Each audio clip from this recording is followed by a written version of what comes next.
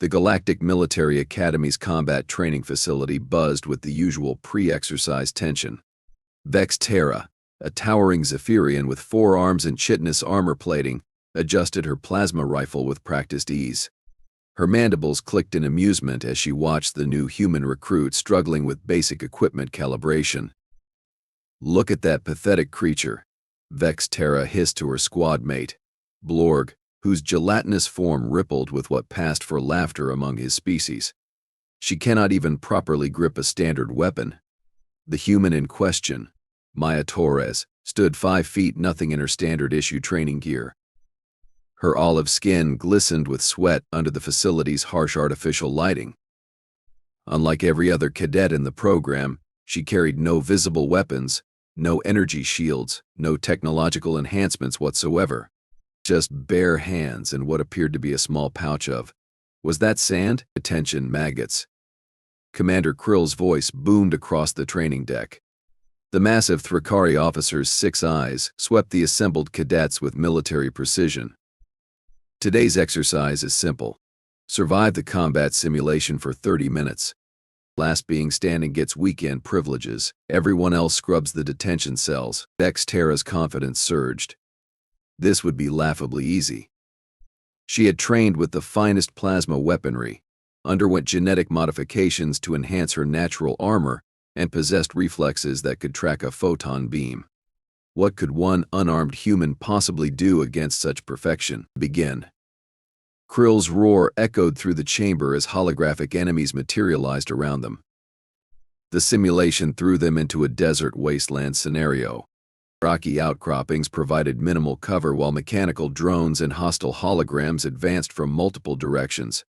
Most cadets immediately took defensive positions, energy weapons charging with their distinctive whine. Maya Torres did something completely unexpected. She knelt down, scooped up a handful of sand, and began sorting it, grain by grain. "What in the 7 hells is she doing?" Blorg gurgled, his form shifting nervously as plasma bolts sailed overhead. Vex Terra couldn't help herself.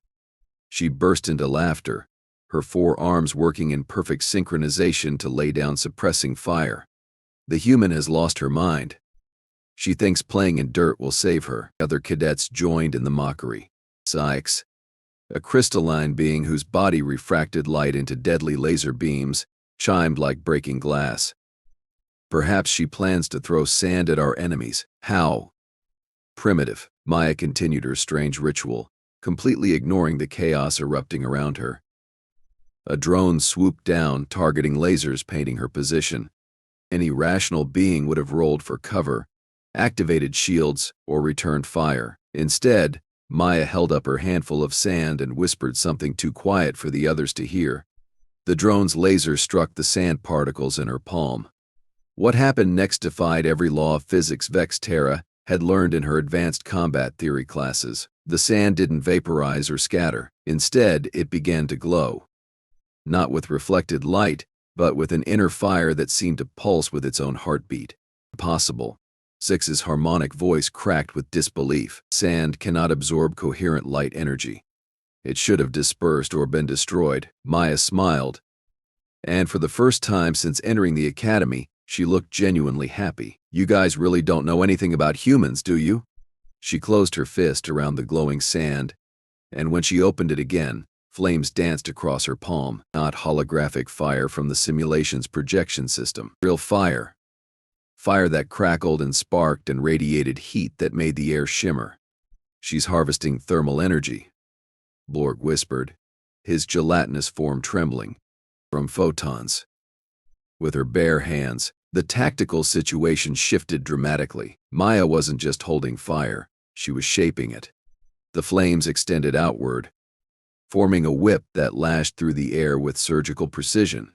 Each crack of her fire whip disabled another drone, their circuits frying from the intense heat. Vex Terra's mandibles clicked nervously. "It's just a parlor trick. Humans and their primitive combustion fixation." But even as she spoke, doubt crept into her voice. The way Maya moved, the casual confidence with which she wielded elemental forces, suggested something far more dangerous than mere primitive instincts. It's a pack of holographic predators charged their position, massive, wolf-like creatures with energy claws and reinforced hide. Standard protocol called for concentrated plasma fire to breach their defenses. Maya had a different approach. She gathered more sand, this time from different locations around the training ground. Her movements were precise, almost ritualistic. Each grain seemed to be chosen for specific properties invisible to alien senses. What is she doing now? Zix demanded, his crystalline form refracting nervously. She's reading the sand, Blorg observed with growing alarm. Each particle has a different mineral composition. She's selecting specific elements. The advancing predators were almost upon them when Maya completed her collection. She held the mixed sand up to the facility's lighting system, and once again, the impossible happened. The sand began to change. Not just heating up, but actually transmuting. Silicon became something else entirely. Something that glowed with a cold, blue radiance that made every alien in the vicinity feel a primal fear they couldn't quite name. Iron, Maya announced conversationally, as if discussing the weather. Phosphorus. Magnesium. Calcium. Amazing what you can find in standard construction sand when you know what to look for. She blew gently on the transformed particles, and they ignited with a brilliant white flame that burned hotter than any plasma weapon in the Academy's arsenal. The holographic predators hit the wall of fire and simply ceased, not destroyed by the simulation's damage algorithms, but actually consumed by flames that somehow affected hard light projections as if they were physical matter. That's not possible, Vextera stammered, her forearms shaking as she struggled to process what she was witnessing. Energy projections can't be burned. They're not made of combustible materials. Maya's smile widened. You're thinking about this all wrong. Fire isn't just about burning things. It's about energy conversion, molecular excitement, electron transitions. When you really understand fire, you can make it do whatever you want, she gestured, and the flames responded like trained animals. They flowed through the air, forming barriers, creating weapons, even spelling out words in burning letters that hung suspended in midair. The remaining cadets watched in stunned silence as Maya single-handedly neutralized threat after threat, not through superior firepower or advanced technology, but through an understanding of fundamental forces that made their sophisticated weapons seem like children's toys. She's not just using fire, Blorg whispered in horrified fascination. She's conducting a conversation with it. Indeed, Maya appeared to be communicating with the flames in some way. Her lips moved constantly, sometimes forming words, sometimes just breathing patterns that seemed to guide the fire's behavior.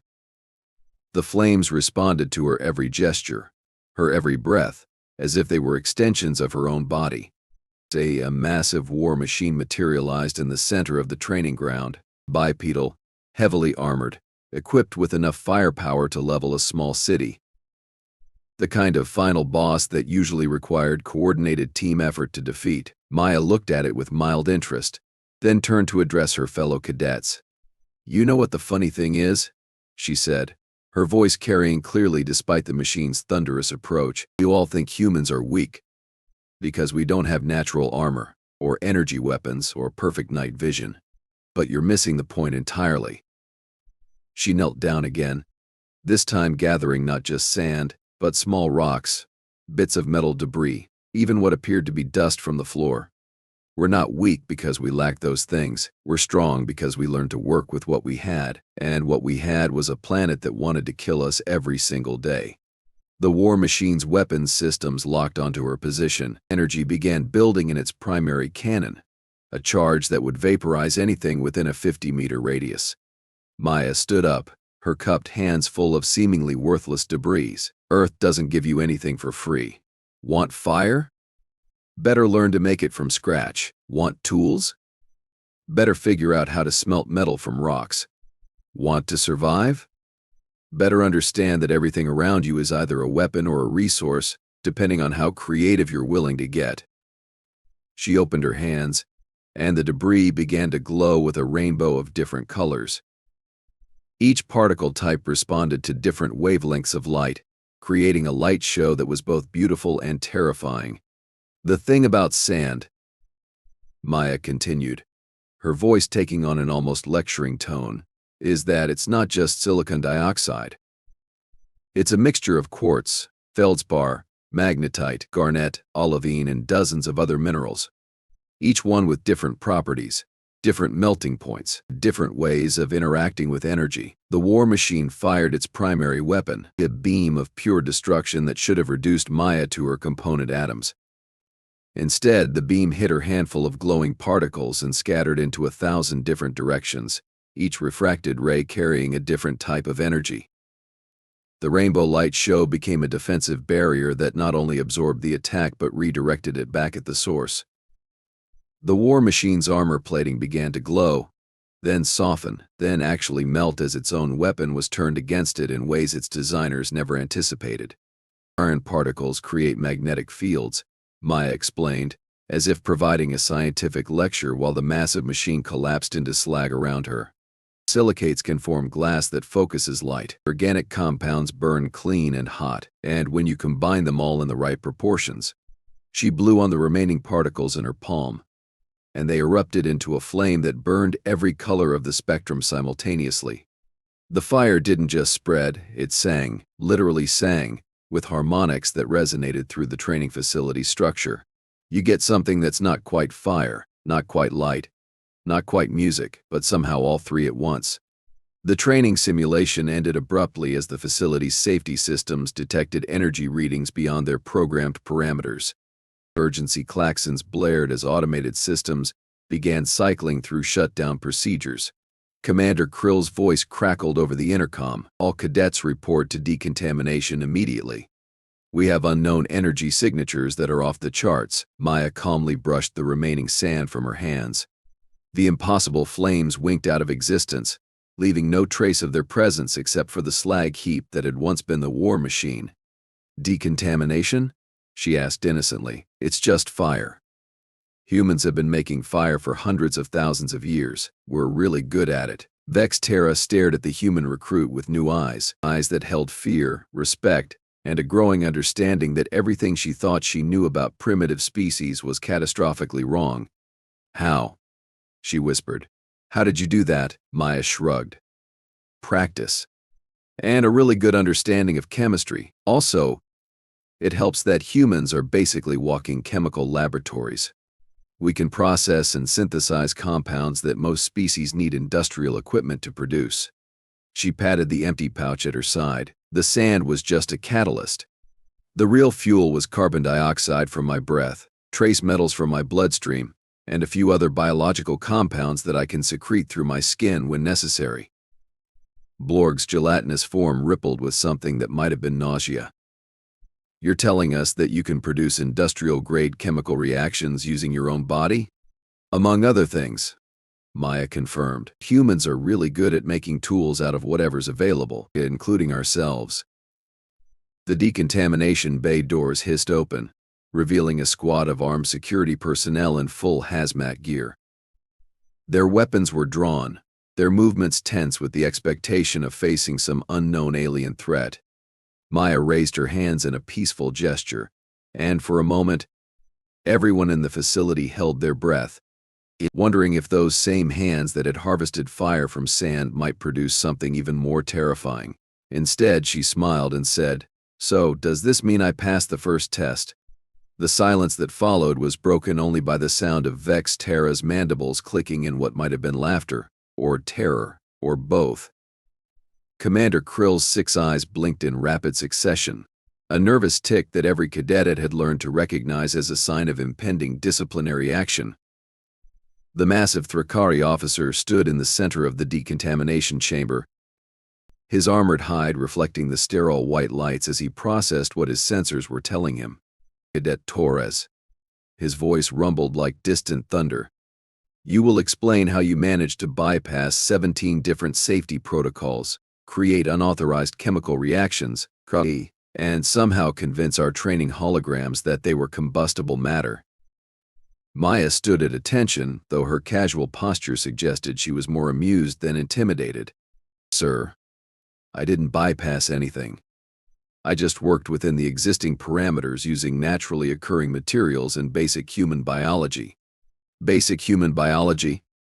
Vex Terra interjected, her forearms gesturing wildly. You created fire from sand. That's not basic anything. Actually, Maya replied with a grin that made every alien in the room nervous. It's incredibly basic. Any human child who's ever played with a magnifying glass could tell you that silicon particles can focus and concentrate light energy. The rest is just applied chemistry. Dr. Synth, the Academy's chief science officer, materialized through the chamber's far wall. His energy-based life form crackled with barely contained excitement. The readings we detected were unlike anything in our databases. The spectral analysis indicates molecular transformation at the quantum level. This should be impossible for any organic being to achieve without extensive technological assistance. Maya tilted her head thoughtfully. Define extensive. Because honestly, human bodies are pretty amazing pieces of biotechnology. We've got built-in chemical laboratories, electrical systems, thermal regulation, and sensory equipment that can detect changes at the molecular level. Elaborate, Commander Krill ordered. Well, Maya began, settling into what Vex Terra was beginning to recognize as her teaching voice. Humans evolved on a planet that was basically trying to kill us constantly. Ice ages, volcanic eruptions, meteor impacts, predators, diseases, you name it. So we got really good at adapting and improvising. She held up her hands, fingers splayed. These aren't just manipulator appendages, they're precision instruments. I can feel temperature changes down to fractions of a degree, detect chemical compositions through microscopic particles on my skin, and even sense electrical fields through the nerve endings in my fingertips. Blorg's gelatinous form rippled skeptically. That's impossible. No organic sensory system is that precise. Maya walked over to the chamber's control panel and placed her palm against the surface. Immediately, several indicator lights began flashing in sequence. Your console is running hot. Probably a faulty power coupling in the third relay cluster. The electrical field is slightly asymmetrical, which means one of the capacitors is beginning to fail. Dr. Synth's energy form flared brighter. Run diagnostics on console 7. He ordered the facility's computer system. Diagnostics complete. The synthetic voice replied. Faulty power coupling detected in third relay cluster. Capacitor degradation at 47%. Replacement recommended. The silence that followed was broken only by the humming of the facility's life support systems. How did you know that? Vex Terra whispered. Maya shrugged. I felt it. The electrical field pattern was wrong, and the metal was vibrating at a frequency that indicated thermal stress. Basic stuff, really. Basic, Commander Krill repeated slowly. You consider molecular-level sensory perception to be basic for humans. Ben, yeah. We had to develop that kind of sensitivity to survive. You can't make tools from rocks if you can't feel the grain structure. You can't create fire if you can't sense the chemical composition of your fuel. You can't hunt effectively if you can't detect the minute electromagnetic fields that all living creatures generate. Dr. Synth moved closer, his energy form crackling with scientific curiosity. Show us. Demonstrate these abilities under controlled conditions. Maya nodded and looked around the chamber. I'll need some raw materials. Nothing fancy, just whatever you have lying around. One of the security personnel handed her a standard-issue energy ration pack. Maya hefted it thoughtfully, then began dismantling it with movements so quick and precise that they were almost impossible to follow. Aluminum wrapper, synthetic protein base, glucose derivatives, artificial flavoring compounds, she muttered, separating components with surgical precision. And here's the interesting part. She held up a small metal tab from the ration pack's heating element. This is a magnesium-iron alloy designed to create a controlled exothermic reaction when activated. But if you modify the surface area and introduce specific catalysts, Maya bit down on the metal tab, and for a moment, everyone in the room thought she had lost her mind. Then they realized she wasn't chewing the metal, she was coating it with saliva that contained specific enzymes. Human saliva contains amylase, lipase, and several other compounds that can break down complex molecules, she explained, her voice slightly muffled. but it also contains trace amounts of metals and minerals that can serve as catalysts for chemical reactions. She removed the tab from her mouth, and it was now glowing with a faint, pulsing light. The enzymes have modified the surface structure, creating nucleation sites for a controlled combustion reaction. The metals in my saliva are acting as catalysts, and the electrical field generated by my nervous system is providing the activation energy.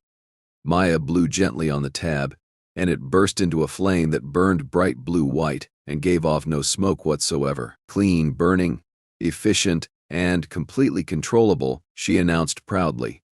The flame will last exactly 17 minutes and 43 seconds before consuming all available fuel. How do you know the exact duration? Dr. Synth demanded. Maya tapped her temple. I can feel the molecular bonds breaking down. It's like being able to sense the structural integrity of a building by touching the walls.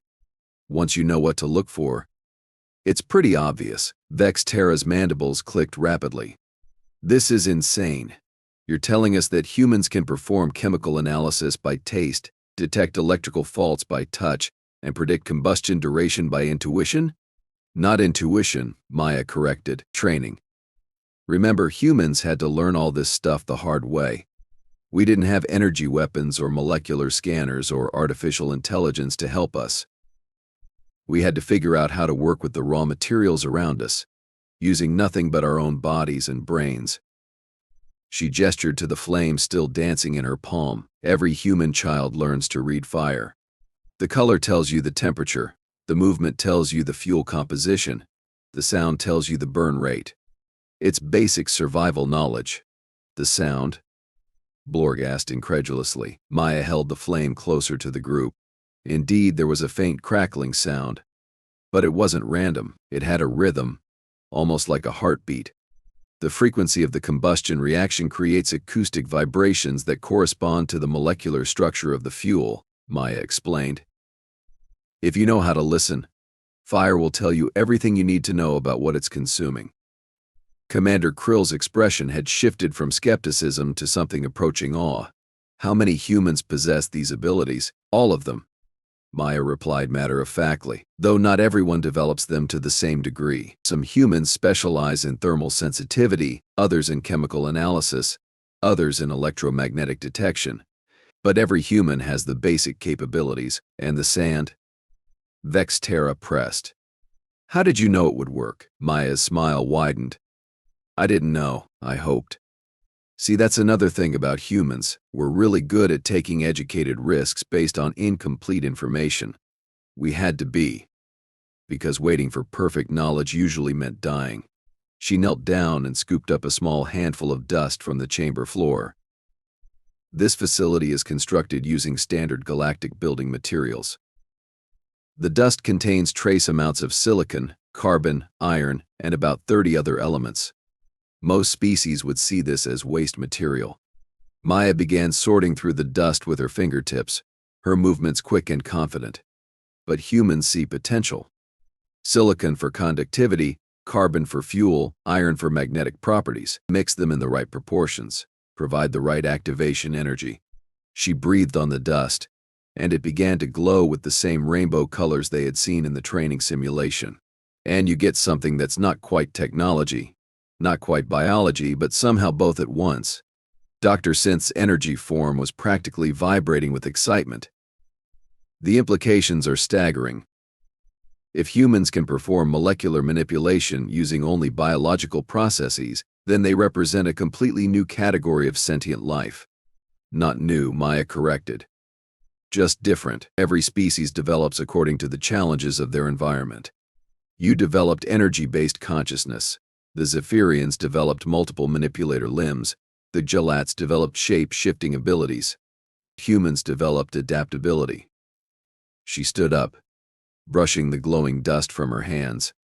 The thing about adaptability is that it doesn't look impressive until you really need it. Then it turns out to be the most valuable survival trait in the universe. Commander Krill stepped forward, his massive form somehow less intimidating than before. Cadet Torres, you have demonstrated capabilities that exceed the parameters of our training program. The question is, What do we do with this information? Maya's expression grew serious. With respect, sir, you're asking the wrong question. The real question is, what threats is the galaxy facing that require this kind of adaptability to handle?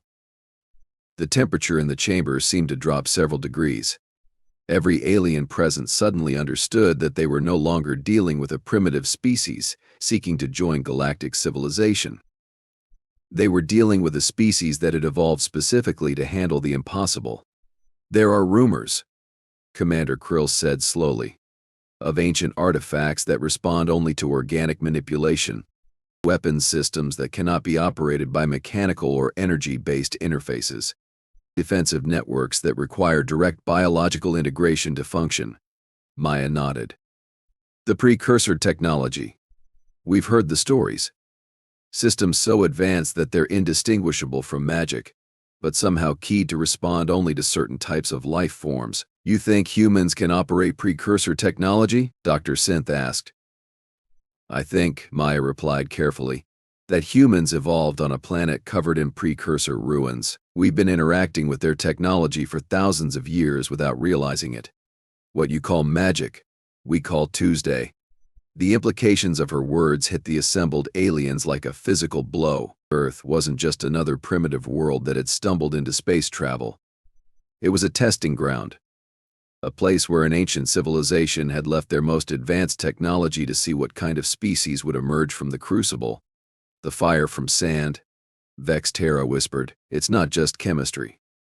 It's precursor technology. Maya's smile was enigmatic. Maybe. Or maybe it's just what happens when you give a species 100,000 years to figure out how to work with what they have. The results look the same from the outside. She turned to address the entire group. Here's what I can tell you.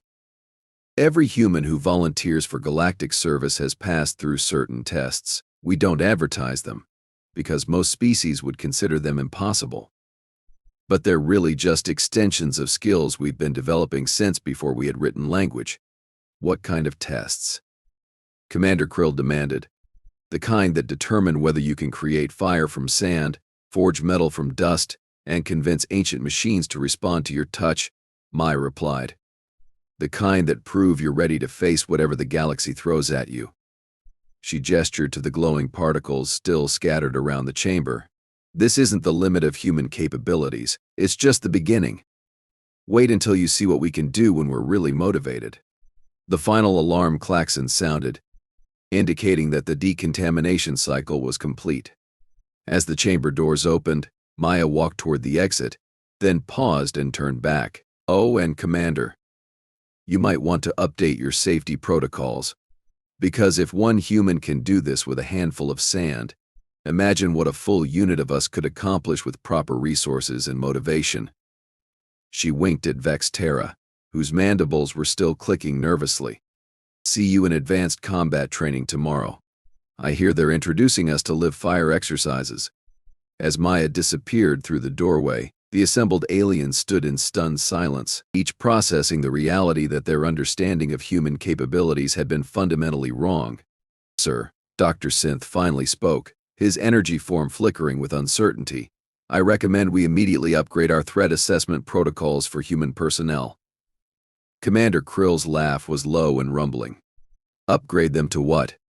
How do you classify a species that can harvest fire from sand and commune with ancient alien technology using nothing but their bare hands? Terrifying, Vex Terra muttered, her forearms crossed defensively. You classify them as absolutely terrifying. No, Commander Krill corrected, his 6 eyes gleaming with something that might have been pride. You classify them as allies. Because whatever's coming for us out there in the dark between stars, we're going to need every impossibility we can get. The chamber fell silent except for the soft crackling of the last few glowing particles as they finally burned themselves out, leaving only the faint scent of ozone and the lingering memory of fire that had danced like music in a human's palm.